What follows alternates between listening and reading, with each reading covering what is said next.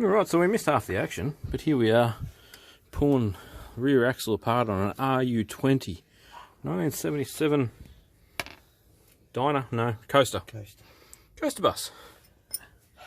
We could not separate for the life of us the drum and the actual faceplate that holds the bearing. What do you call that? The hub, I suppose. We could not get that off. That seals it right too. Well, what we found was, you just picked this up and we're test driving, and was really dragging. Look at the brake dust.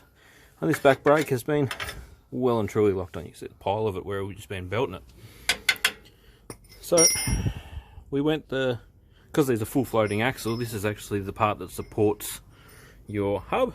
There's a front bearing there, which goes in the other side. There's the back bearing. They're absolutely huge, which makes them ideal as a little truck.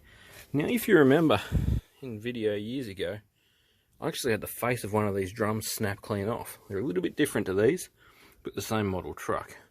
So now our battle is we need to either see if these cylinders will squeeze back with a G-clamp or similar, unadjust them, make sure they'll come off, and we've got to get all the brake fluid out of them because we fear that the brake fluid may be rusty and have caused us half the issues we're dealing with. The brake pads themselves don't have any other reason to drag but that, and then we should be able to free everything up in here. So we need some degreaser, some brake clean. We need to clean out in here and in here. This drum needs dropping and knocking all the crap out, but you don't want to get too much stuff in your bearings. You want to try and keep them good. So we're not here to replace them. The first battle we had was getting these wheel studs undone. That was a nightmare, but we did. So we'll tear into the brake cylinders and see what we can find. All right, we managed to separate them. So we took the whole hub off. That all moves again.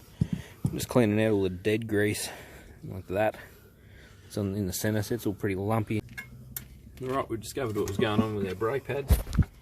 It appears that this side's adjuster was well and truly over adjusted, and this one was only just out.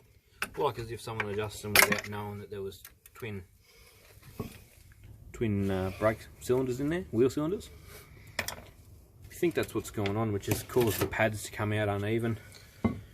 Because it was grabbing while you're driving forwards down the road and really tight, which if this cylinder was if that one was hanging down, it'll grab the drum. So we've tried to adjust them evenly. We're going to put the hub back on. Got to get some fresh grease in there, because we put a bit of effort into cleaning up all the old stuff, just with brake cleaner. So we've drastically cleaned up the surfaces in here because they were horrible. Get some grease on this spindle, put that back together, reset that, put the axle back in, and we'll be travelling. Got some fresh grease to feed in there, just so that the bearings have got something to chill with. The bearings are still all packed. We didn't clean them out, which is going to be good because that will just go straight back in. And the only one we actually took out of its race was the outer. The inner come out perfectly. Nothing was fried on the shaft or anything, which is awesome. Even the oil seal was good. There was no leaking oil in here, which is great. But being that it's a full floating stub, you've got to grease the bearing. The axle slides down in that tube. Oh, straight in the diff. I can see right in there. Perfect. Wouldn't credit being able to see straight into the spider gear like that. That's awesome. Get the welder. We'll make it have more traction. But yeah, we're going to put it back together and see if it still grabs on us, but I don't think it will. We got it back together. It even turns. Preloaded back up, new grease. This is why we love full floating axles. Do it with the wheels on. Wiggle it till it goes in its dowel. Just got to get the dowel line up. Which one's the dowel side? Must be that one's, yep. Yep.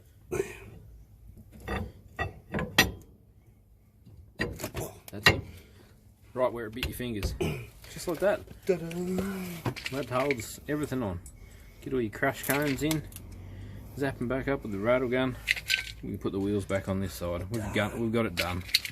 When we do the nuts back up, it'll pull the studs back out because they're like the half moon shaped ones. So there's like a circle with a flat spot. Stops it from doing a rotation so they don't come out. They're not actually splined probably even. But yeah, that is the brake mystery solved hopefully. What we'll do is, because it's only an open wheel diff, we might even start it and let it run. Just apply the brake and back off the brake and apply the brake a few times while we've got it up in the air. Maybe bleed it. And then bleed it and make sure it's not binding. And then we'll check the other side. We just need a socket to get the 17mm hex things, the square drives, because we can't get them off. A 3/4 multi-hex socket goes over there nicely, but the 3/4 rattle gun won't undo them. And when we stand on a metre long breaker bar, we bend the breaker bar, so they are on.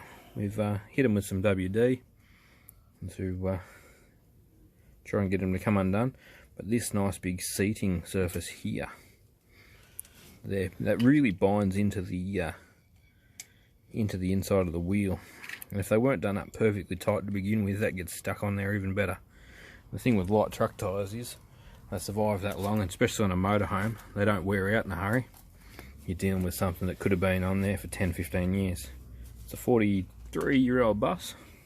It's a good chance that they've been on there a long time. I'm using the little Milwaukee stubby too because we love it. Milwaukee stubby and impact sockets. We might just take that down a notch.